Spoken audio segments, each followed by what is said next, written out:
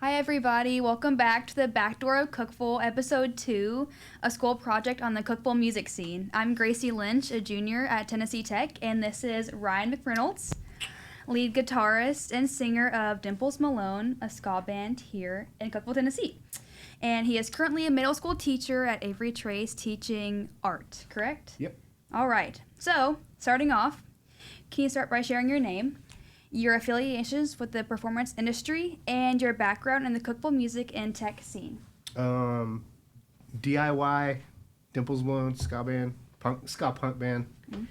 Probably the most successful band that I was in. We used to tour all over and did a lot of recordings, a lot of compilations with like bigger record labels like Moon Ska and BYO Records and all kinds of different labels. And in August was like after Dimples One kind of faded away. Actually, they faded away because the guys, a lot of them graduated with engineering degrees, and one of them, Dave Moss or Jim Castillo, and then we kept playing a little bit of music at the end of August, and then Chase Radio was like a solo thing that is still kind of in my head and still kind of going on more in the kitchen now. So that's it. All right. So you write ska music, obviously, as you just said, and I actually got the opportunity to listen to your album. Oh no! And it was awesome. I know we really liked it. But can you walk us through the performance process and the creation of your music, and what's your favorite part of making music? Oh man, just the energy. Walk you through like The creation process. When you sit down to write music, yeah. What does this look like? Back in that day, I'm trying to think. I was kind of in and out of college, not dropping out or just taking not a lot of classes, so we could tour on the weekends. And so during that time, I would deliver pizzas, so I would always get ideas in my head.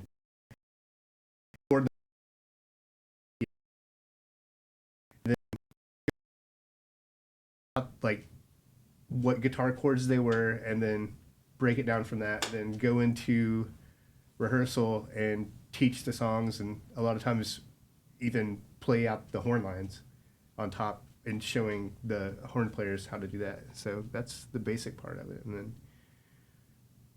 yeah. Okay. What's your favorite part? You said the energy. Expand on that. Just, I mean, when you get in front of 200 to 300 people and you're playing like, you know, for that many people, because we started out playing for like nobody. I mean, we were playing like at house shows. I mean, I shouldn't say nobody because the cops, 30 people to building that whole fan base up, and then regionally as well. I mean, selling shirts, selling CDs, all the compilations we were on with like way bigger bands at the time. I mean, just all of that. And then like, just going to other cities and being recognized and watching those fan bases grow as, we got bigger. Yeah. So, yeah. Okay.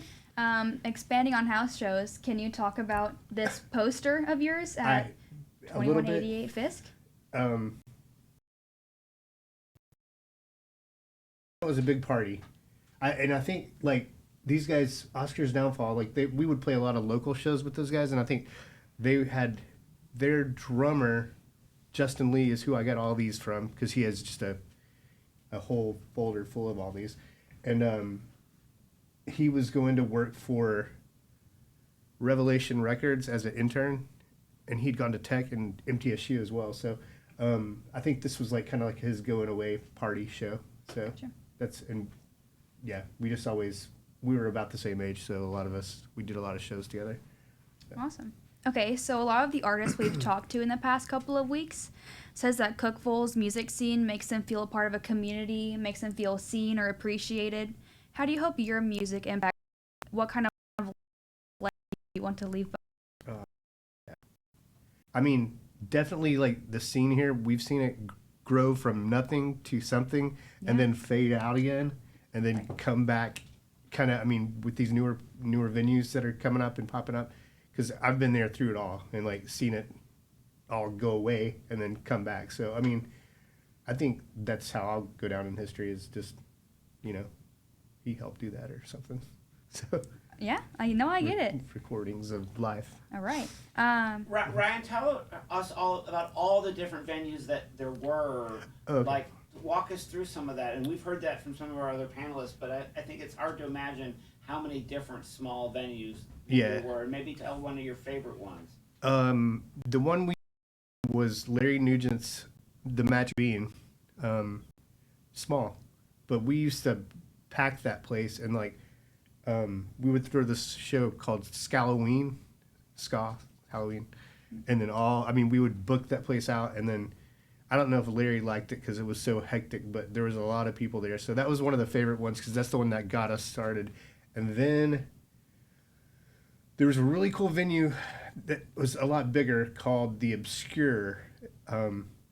We pulled a lot of bands, touring bands, bigger bands there, lost a lot of money there, the owner, and well, all of us really, because when you're playing, you're getting the opportunity to play with all these bigger, more major label bands than you're opening up for, but they have in their contract, they have to have a certain amount of money, so you would still get paid, but not as well as you wish. Let's see, The Obscure. Where was that? That was on Jackson Street. It's where there's a Mexican restaurant there now. Like right from the, if not Food Line, all that, the blown up area over there, Coles. Oh. It was like right after. There's a Mexican place. Ray's. What is it? Ray's. Is that it? Okay. Yep. Yeah, that was there. If you ever walk in there, you can kind of tell where the stage was. Yeah. And in the back, but we pulled so many bands there. And you just went local, right? Yeah, just local. Obviously, Backdoor Playhouse. Of course.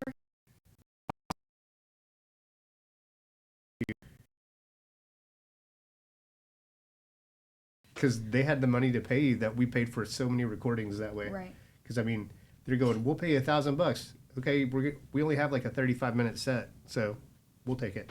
So yeah. There you go. All right. What is one piece of advice you would give someone in Cookeville who wants to start making music or get involved in the scene? Stay at it. Yeah. Yeah, just keep going, because sooner or later, somebody's going to catch on. Regardless if it's good or bad, somebody's going to catch on, and it's just going to, you just have to build it, and you have to work. Like, you have to. These things we were passing out, because most of us went to school here at Tech. Right. So, we were all over, plastering the town with flyers, annoying people with flyers.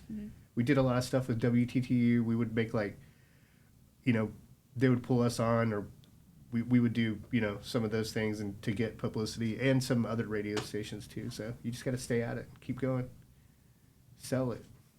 All right. Well, we're going to move on to Dylan. Ready, Dylan? Ready. Alrighty.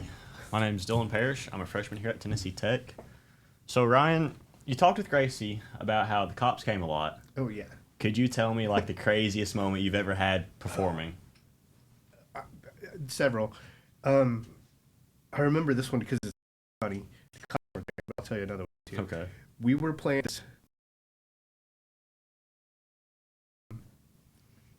somewhere in Kentucky, and so there's a pizza place right here, and then the back of the stage was right here. So if you're making a pizza, you would be staring at the back of the stage, but there's a wall there. Yeah. So we were playing, sold out show, and we're doing all kinds of, we had a lot of energy, and I thought it would be fun to jump up off the wall while we were playing, but my foot went through, and I just saw a guy down there look up at me, and he just was like making pizza. It was just really funny, but we didn't have to pay for that.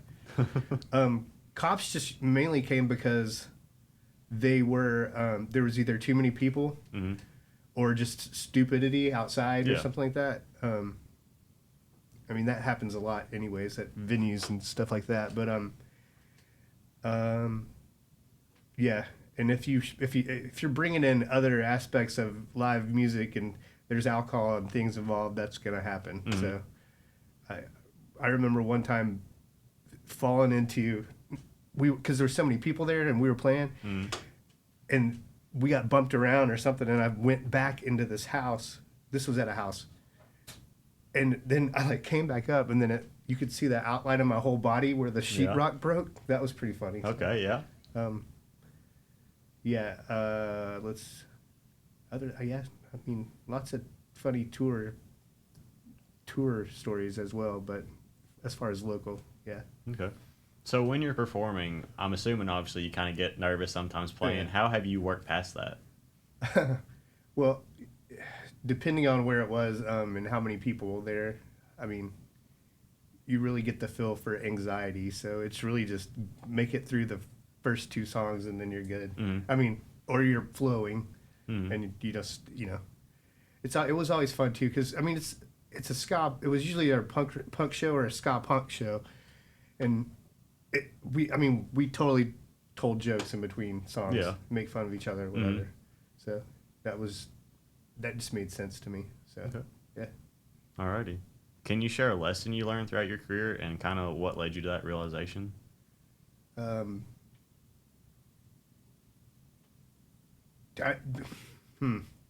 For me, it would be I should have kept going, but I had kids, and it was really hard.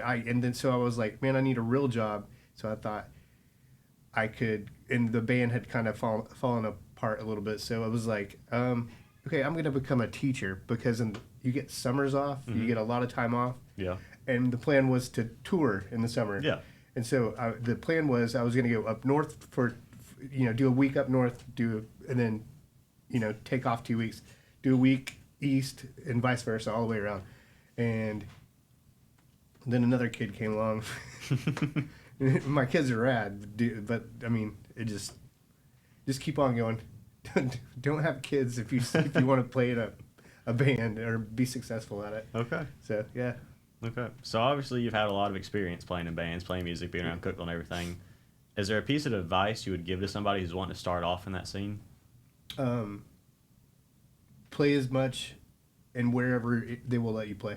Okay. And stay at it, like I said. And don't blow the ticket prices up or door cover. Mm-hmm. Like, I mean, it's so, back then we were making CDs. Like, we were breaking the computers because we were burning so many CDs before we started getting published. But, I mean, you got to get your music out there. Yeah. So any way you can do that, and merch and anything, just make sure your links are on there and where people can find you and everything. Okay.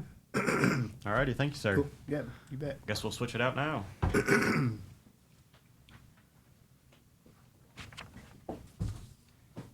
Hello, I'm Delaney Walker. I'm a freshman here at Tech. And Ryan, how has your involvement in the music scene had a positive impact on your life? Positive impact. I mean, no, it has to be. It just, I mean, we got to see younger kids come up into the scene and be like, I want to have a band. And then some of those guys have gone on to play even more and more shows. And then just seeing some of the people taking chances to try to get that local music scene going. And so that's been great. And just being a musician, I mean, obviously it runs in my family. My daughter's blows me away. I mean, nowadays, but just being a part of that wholeness, and it didn't really matter.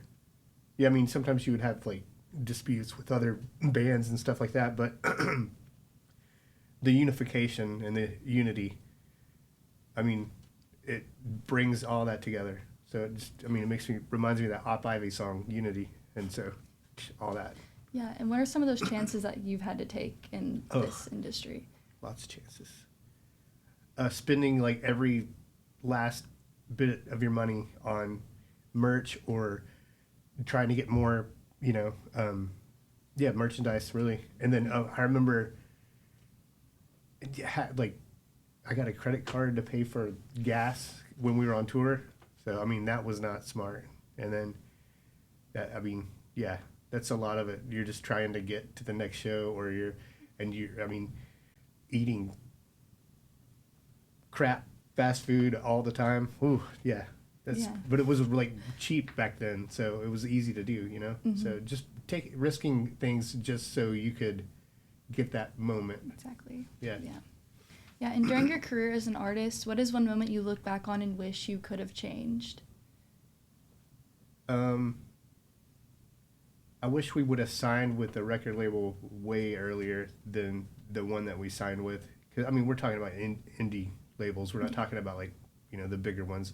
But back then, it would have been great to have that distribution, and you could have paid to record your album, and they would have put it out, and they would pay for all that, But we turned down some things, and that's it. We turned down a lot of things, some crazy things, but yeah, and I've turned down some crazy things, but just that. Yeah. And what's one moment in your career as a musician that has completely changed the way you think about this music industry as somebody that's gone through that compared to like an outsider who's never experienced that before? Wait, say that again. Sorry. You're good. What's one moment in career that has completely changed the way that you think about the music industry? I mean, there's so many aspects of that. You have people that aren't writing their songs, but then you have songwriters that are writing songs. And a long time in my earlier in my career, it was after that first band had kind of fallen apart. I got a call from this guy, and he was a band called Paramore's tour manager, and he said, "Do you want to be their tour manager?" And I was like, thought about it. I said, "Let me get back to you in like 2 days." And I was like, "They don't write their own songs," and I turned that job down. Yeah, so things like that. Just the music industry is so complex. I mean, wait, you turned down a job with Haley Williams? Yeah. Doesn't she write her own material now? Yes, I know. Right. That's part of the problem. And then I'm like, wow, I could have probably been playing guitar with those guys. Mm-hmm. But I mean, and her last album was awesome. I don't know if you guys know it. Yeah. I love her. But yeah, just bad choices, bad decisions, but trying to make the right decision. I turned down there's a band called Regatta 69. They were on Moon Ska. You probably heard of Moon Ska, one of you. I know Andy probably has. And it was part of Victory Records, which is still around as well. And this guy in Regatta 69 needed a guitar player. And he's like, "Hey, do you want to come to Japan with us?" And I'm like twice he asked me. And I was like, man, I think I was in school. And I think I had just gotten married. And I was like, I don't think this is a good decision. So just missed opportunities. Yeah. So, but that's how life goes. So. Yeah. Looking ahead, what projects, goals, or creative directions are you most excited about right now? In the future? Yeah. We are, me and my buddy Jeremy Breithaupt, which he lives here now, but he lives in Nashville now. He's from Ann Arbor. No? Weren't you from Ann Arbor? Or did you went to school there? I'm from Detroit, which is right down there, 35 minutes. It would be like Cookeville to Lebanon, far away. Yeah. Gotcha.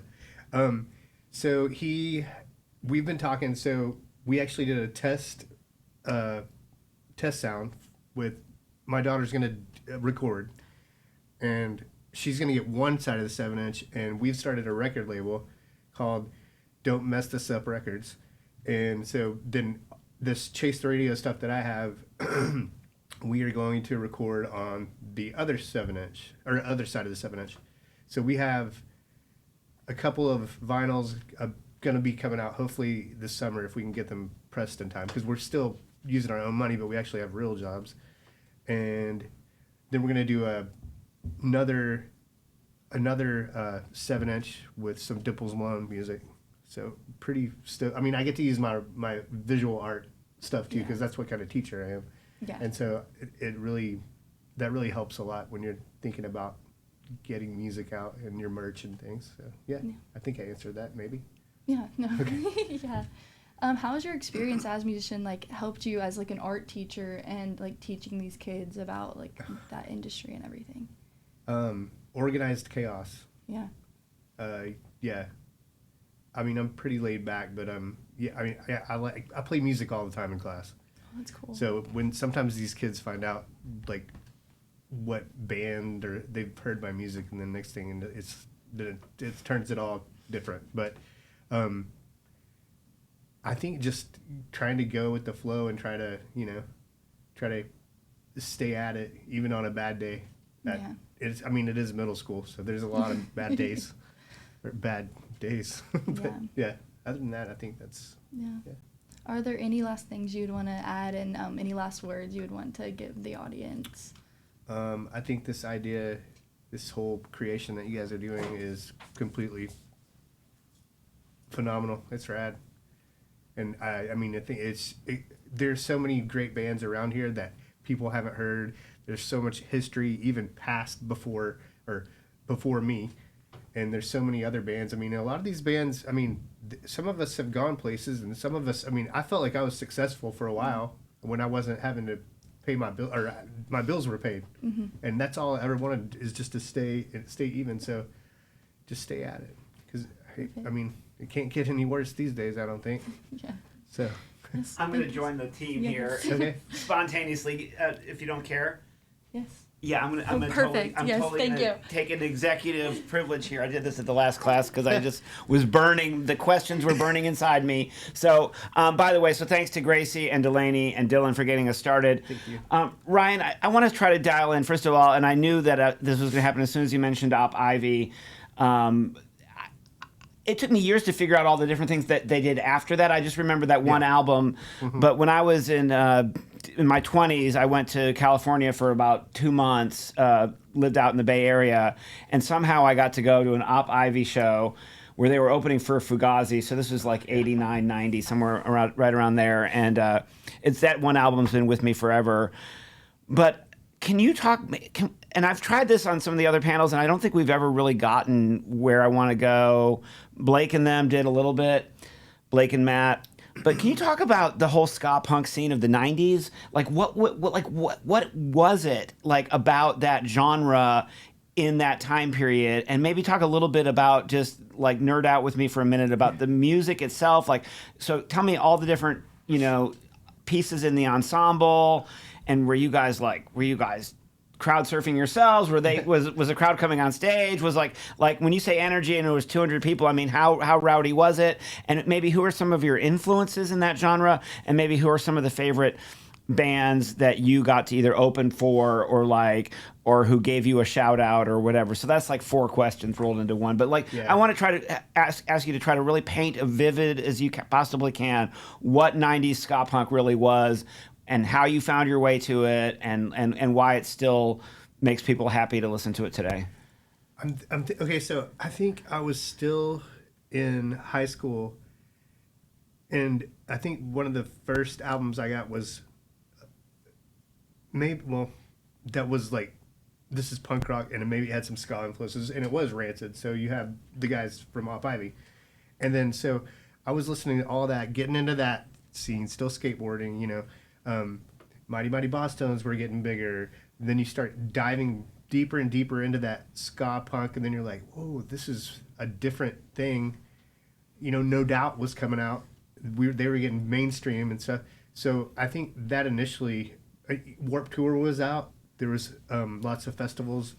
So something really appealed to having horns and playing fast music. And it doesn't have to be fast, but there's an appreciation for that slower ska, that like the Moon ska records and stuff like that. And we just started getting lucky. I think our very first show that we ever played was in Knoxville. So we didn't even play a show in Cookeville until we were like broken in a little bit.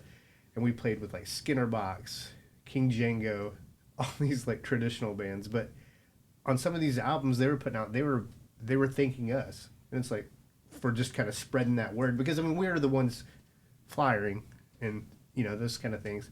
And so I think I just kept diving deeper into ska punk and just ska in general. And there's just something about it. It's fun energy. It's usually positive energy, unless some crazy skinheads show up or something. But it was just very loving community for that ska punk and even just that whole music scene around here. Yeah, bands. Oh, so many bands. Really cool bands. Some drive-through records bands, which are more punk rock. That was the best thing, is that we would get on bills with more poppy punk bands and stuff. Some of the stuff that's coming back around today, we would get put on bills with those guys because it was kind of punk, but we had a very melodic horn lines over not ska. And then we also had the ska upstroke and downstroke of reggae and ska. So, yeah. So, I don't even know all the bands. So was it a dance party at every one of your shows, or did people stand around and do that thing? We had wallflowers too, but it would also, yes, it would usually be people, like if you see a pit or something, but they're going to be doing they're skanking. So it was more like that. So they're doing this in the Magic Bean? Yeah, but then it would be on to bigger places. But in the Magic Bean, there would be a small pit. No, maybe not a pit, but like a yeah. So where was the stage? Was it the stage in the front? It was in the very front of the venue, next to where the glass was. Yeah. And then I think he extended that, and then got his beer license and stuff like that. But I mean, sometimes it was just, I mean, you couldn't move. So I made Larry tell the story about the show that you apologized to me for.